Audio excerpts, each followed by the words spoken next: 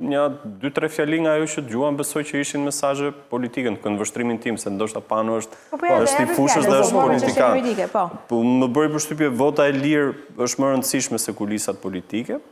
Domethënë ai pretendon që gjithë ajo histori që i ka ndodhur për shkak kulisave politike që kanë çuar, po them, aty ku është në burg dhe më pas i gjithë procesi që ndodhi më pas me shkarkimin e tij dhe gjithë ky shkarkim pastaj erdhi nga bashkëpunëtorët e mi më të ngushtë dhe Zoti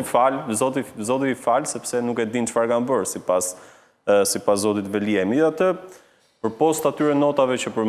përmendi Pano, që sigurisht që nuk është se i bëjnë mirë, edhe nuk është se ka ndonjë efekt, kam përshtypjen në fund fare tek vendimi i gjykatës kushtetuese, mendoj që